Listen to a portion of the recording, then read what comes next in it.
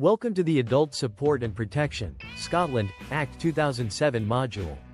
We covered the basics of safeguarding in the earlier Safeguarding Adults deck. This session goes deeper into the specifically Scottish framework, the Adult Support and Protection, Scotland, Act 2007, sometimes shortened to ASPSA or simply the ASP Act. The ASP Act is Scotland's primary adult protection legislation, distinct in many ways from the Care Act 2014 in England. It provides specific powers to local authorities to investigate, assess, and act when adults at risk are being harmed. It is more interventionist than the equivalent English framework in some ways, with specific orders the Council can seek through the courts. This session is for staff working in Scottish care settings or staff who may encounter ASP referrals from other agencies. Even staff in English settings benefit from understanding the Scottish framework because residents and families may move between jurisdictions, and the underlying values are shared. The session is aligned with the Adult Support and Protection, Scotland, Act 2007, Mental Welfare Commission for Scotland guidance, and the Scottish Government Code of Practice for the Act. 5 Learning Outcomes. What ASP is and why it exists. Who is an adult at risk? The specific 3-part test. Powers under the Act: investigation, assessment, removal, banning orders. The Council officer role. Comparison with the Care Act 2014 in England. Why ASP exists. The history and purpose. What it does. Provides a legal framework for protecting adults at risk. Places duties on local authorities to investigate concerns. Gives specific powers, some of which are quite interventionist, including assessment orders, removal orders, banning orders. Mandates multi-agency working through adult protection committees. Sets up the structure for adult protection at council level. Why it was needed. Before 2007, Scotland had gaps in adult protection. Children had clear protection through children's hearings and child protection processes. Adults with mental incapacity had the AWI Act 2000. But adults with capacity who were being abused or exploited had limited specific protection beyond general criminal law. Domestic violence in older adults, financial exploitation, abuse in care settings all sometimes went unaddressed because no agency had clear lead. The Mental Welfare Commission for Scotland identified failures in adult protection in several reports. The Borders Inquiry of 2004 into a serious adult abuse case highlighted gaps that the Act subsequently closed. The banner, ASP, came into force in October 2008. Scotland led the UK in providing specific adult protection legislation. The Care Act 2014 followed in England, drawing partly on the Scottish experience. Wales has the Social Services and Wellbeing, Wales, Act 2014. Northern Ireland has the Adult Protection Bill currently being progressed. The Scottish framework is somewhat more interventionist than the English Care Act in some specific powers, particularly the banning orders and assessment orders, which we will look at. Who is an adult at risk under the ASP Act? The 3-part test that determines whether the Act's provisions apply. All 3 parts of the test must be met for someone to be an adult at risk under the Act. The test is in Section 3 of ASPSA. The threshold is more inclusive than older legislative tests like in need of community care services. It captures more people. Capacity is respected within the framework but does not itself determine whether the test applies. The 3 conditions, all of which must be met. 1. The person is unable to safeguard their own well-being, property, rights, or other interests. 2. They are at risk of harm. 3. Because they are affected by disability, mental disorder, illness, or physical or mental infirmity, they are more vulnerable to being harmed than persons who are not so affected. Important nuances. Capacity is not a determining factor in the test. An adult with capacity can be an adult at risk under ASP. This is different from some other safeguarding frameworks. Vulnerability can come from many sources: disability, mental illness, physical illness, infirmity, or mental disorder. The test is about this specific person at this specific time, not about a category. Self-harm and self-neglect are included, as is harm caused by others. The test includes people who are not currently receiving services from the Council. The Act applies to people in their own homes, in care, anywhere they may be. The breadth of the test is one of the distinguishing features of the Scottish framework. It captures situations that other frameworks might miss. Principles of the ASP Act, set out in Section 1. These principles must guide any intervention under the Act. Principle 1. Any intervention must provide benefit to the adult. The intervention must do them good, not just be procedurally allowed. If the intervention would cause more harm than the harm being prevented, it should not be made. Principle 2. Where intervention is needed, the least restrictive option that meets the need should be chosen. Of the options available, the one that least restricts the person's freedom is preferred. This mirrors the MCA principle in capacity matters. Principle 3. The past and present wishes and feelings of the adult must be considered. What did they say when they had capacity? What are they saying now? Even if they lack capacity for the current decision, their stated wishes matter.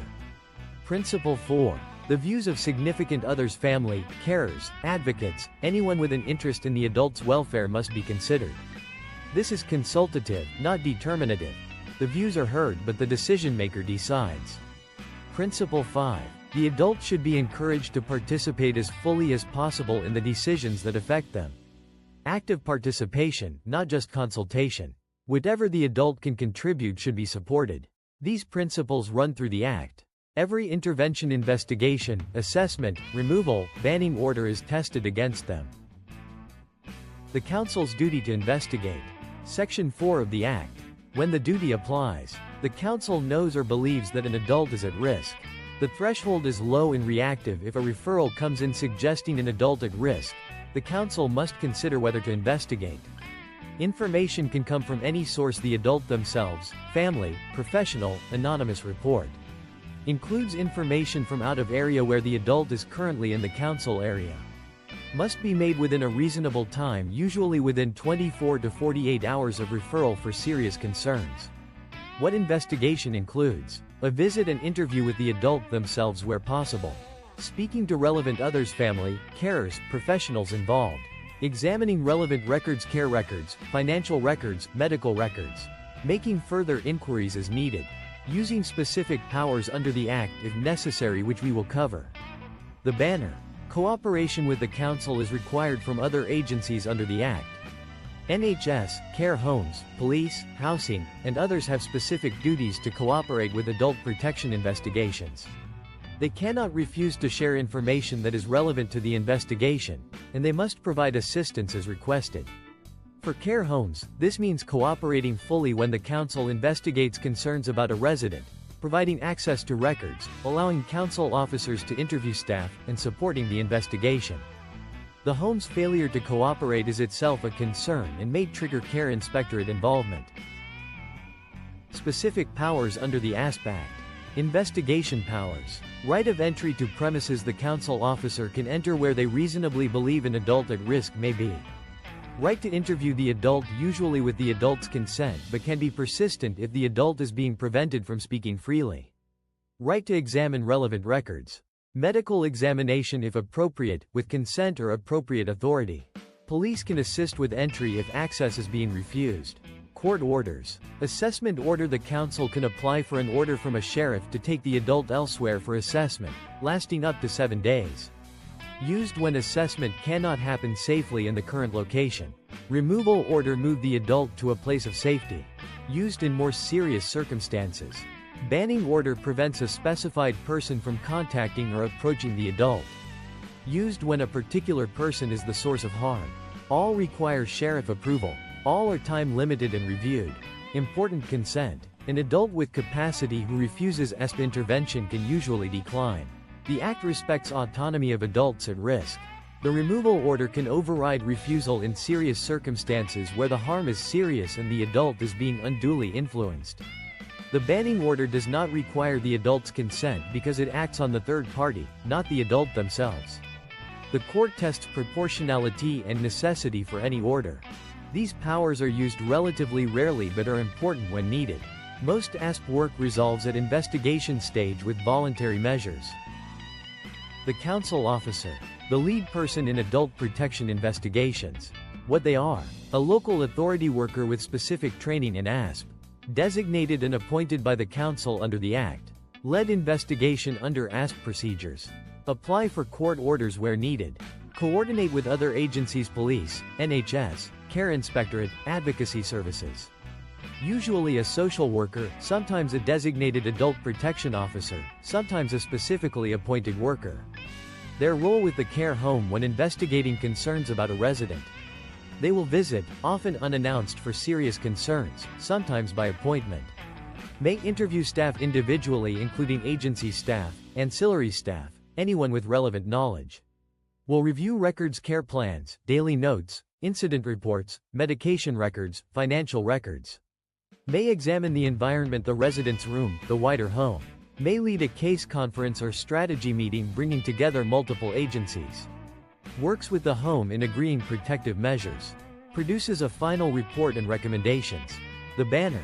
Council officers have legal authority under ASP that other professionals don't have. They have powers of entry, interview, and examination of records that go beyond what colleagues from other agencies can do.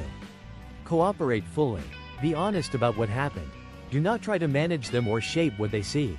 The home that engages openly with adult protection investigations gets better outcomes than the home that defends. Investigations result in clearer findings and the home learns. You may be interviewed if you are a witness to events. Tell the truth as you remember it. You can have a union representative or solicitor present if you choose. Inquiries and case conferences. The structured response to asked concerns. Initial inquiry. Information gathering by the council officer. Risk assessment: how serious, how urgent, how complex. Decision. Does this meet the asked threshold? The three-part test for adult at risk plus risk of harm. If yes, formal investigation begins. If no, the matter may be referred elsewhere: NHS for clinical concerns, the home's complaints procedure for service complaints, the care inspectorate for regulatory concerns. Case conference. The multi-agency meeting where agencies share information and agree a protection plan. The adult is invited, or their advocate where they cannot attend or have lost capacity. The case conference includes social work, NHS where relevant, police where relevant, the home, the family where appropriate. Decisions on the protection plan are made. Roles for each agency are agreed: who will do what. Review dates are set. Large-scale investigations. Used when concerns affect multiple residents. The care home where there are concerns about the culture, the management, the practice across many residents. The coordinated response involves multiple agencies and is led by the council. The care inspectorate is often involved because regulatory action may follow. The police are involved where criminal matters are alleged. The outcome can include service closure. In severe cases, the council can move all residents and the home loses its registration. Care home staff may be involved as witnesses, may be the focus of investigation, or may be part of the response. Engaging professionally and honestly is the right approach throughout. Information sharing under ASP. The Act has specific provisions that go beyond the usual confidentiality framework. What the Act allows. Cooperation duty under Section 5. Other agencies must cooperate with the Council in adult protection. Information sharing for ASP purposes is lawful and protected. Some confidentiality can be overridden where the public interest in protection outweighs the duty of confidentiality. Mandatory disclosure in some circumstances. Records can be requested formally by the council officer. What this means in practice. The care home shares records with the council on request: care plans, daily notes, incident reports, medication records. The NHS shares relevant health records. The police share criminal information that may be relevant: previous convictions of family members, any history of offenses against vulnerable people. GDPR exemptions apply. The standard data protection rules have specific exemptions for safeguarding and protection of vital interests. Document what is shared and why, which is part of accountability for sharing. The banner. ASP creates a lawful basis for sharing information that might otherwise be confidential. The Act overrides ordinary confidentiality requirements when needed for adult protection. But the principle of need to know still applies. Share what is relevant to the investigation, not the resident's full life history. Document the disclosure properly. For care home staff, this usually means if the council officer asks for records, provide them. If asked to confirm details, do so honestly. Do not feel constrained by ordinary confidentiality when ASP applies. Adult Protection Committees (APCs). The strategic oversight bodies for adult protection. What APCs do. Strategic oversight of adult protection in their council area. Set local procedures, the operational documents that translate the act into practice for that area. Quality assurance, reviewing whether adult protection is being done well. Multi-agency learning. Annual reports, public documents that report on adult protection activity in the council area. Membership. The chair, who in some cases is independent from the council. Council leads from social work, housing, sometimes other departments. NHS representatives, usually senior nurses or social workers from health. Police representatives. Other agencies as relevant, care inspectorate, MWC, advocacy services, sometimes lay members. Significant case reviews. The Scottish equivalent of serious case reviews in England. Conducted when serious harm or death occurs and there are concerns about how agencies responded. Independent review of what happened, by a reviewer not directly involved.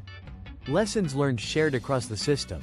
Public report, often published with the resident anonymized. Drives improvement across agencies. Significant case reviews are educational. The published reviews are useful. CPD reading them shows you patterns of failure and what good practice looks like. The Care Inspectorate website hosts a lot of this material. ASP and capacity. The relationship is important and different from the MCA framework. ASP applies regardless of capacity. The adult at risk test in Section 3 does not require lack of capacity. A capacitous adult can be an adult at risk. They may have capacity to make most decisions but be unable to protect themselves because of disability, illness, infirmity. Coercion, undue influence, fear, intimidation, all situations in which a capacitous adult may not be free to act. Capacity is assessed for specific decisions when relevant, the standard MCA approach. Multiple legal frameworks may apply to the same situation. When AWI applies the adults with incapacity, Scotland, Act 2000. AWI applies when the person lacks capacity for a specific decision. Welfare and financial decisions. Welfare attorneys, similar to health and welfare LPAs in England, welfare guardianship orders from the court. Sometimes both ASP and AWI apply the resident with dementia who lacks capacity for some decisions and is also subject to financial abuse. The two acts work together. The banner. Many adults at risk have capacity. Coercion, intimidation, and undue influence can prevent capacitous adults from protecting themselves. The classic case, the older adult being financially exploited by an adult child. The older adult has capacity but is afraid, dependent, hopeful that things will change. ASP recognizes this and provides protection regardless of capacity status. This is one of the distinctive features of the Scottish framework. The English Care Act has similar provisions, but the Scottish ASP is in some ways more interventionist for capacitous adults. Comparison with England's Care Act 2014. ASP in Scotland has more specific intervention powers. The removal order, banning order, assessment order are distinctively Scottish powers. The adult at risk test is capacity blind, applies regardless. The council officer is the named lead. There is a specific cooperation duty on other agencies. The framework has been enforced since 2008, longer than the English equivalent. The Care Act 2014 in England creates a Section 42 enquiry duty when a local authority believes an adult is experiencing or at risk of abuse or neglect. They must make inquiries. The test for whether someone is covered as care and support needs, the needs test, which is somewhat narrower than the Scottish at risk test. Each local authority has a designated adult safeguarding manager. There are information sharing provisions. The framework is more recent, 2014, with full implementation 2015. Common ground. Both prioritize the adult's wishes and rights. Both require multi-agency cooperation. Both have similar underlying values: dignity, autonomy, protection. Both publish learning from serious cases, significant case reviews in Scotland, safeguarding adults reviews in England. Working across the UK border requires understanding both frameworks. If you move from one jurisdiction to the other, the principles are similar but the specific procedures differ. The Scottish powers are more interventionist, the English framework is more procedural. Neither is better, they are different responses to similar problems. Care home staff role in ASP. 3 main aspects. Recognize and report. Refer concerns to the Council ASP team through your senior or safeguarding lead in the first instance. Direct referral to the Council is allowed if needed, particularly if the home is failing to act. Anonymous referral is possible if you fear retaliation. You cannot be punished for a good faith referral. This is protected by the Act, by employment law, and by professional standards. Cooperate with investigation. Provide records as requested by the counsel officer. Be available for interview if you have relevant knowledge. Honest, factual responses. Answer what you know. Don't speculate. Say, "I don't know," when you don't. You can have a union representative or solicitor present if you choose. The counsel officer should facilitate this. Maintain confidentiality of the investigation. Don't discuss it with colleagues outside the need-to-know circle. Don't post about it on social media. Support the resident through. Explain in plain language what is happening, that the council is investigating concerns about their safety. Reassurance that they are safe and that the home is supporting them. Advocacy access. If needed, the resident may want an independent advocate to support them through the process. Continue normal care alongside the investigation. The resident's daily life continues. Watch for distress or withdrawal, which may indicate the investigation itself is upsetting. Flag this to the senior or counsel officer. Working through ASP cases is part of professional care work. They happen periodically. They require careful, professional engagement. They can lead to significant changes in protection. Common pitfalls. Internal failures. Concerns dismissed as just behavior, particularly when the resident has cognitive impairment. Hoping the situation resolves itself, which it often doesn't. Trying to manage without external referral. The home that wants to handle things internally rather than involve the council. Dismissing capacitous adults' refusal to engage, which can be a sign of coercion. Records sanitized when investigation looms, which is criminal record altering and very serious. Engagement failures. Defensive response to counsel officer, which damages the investigation and the home's reputation. Withholding records or making access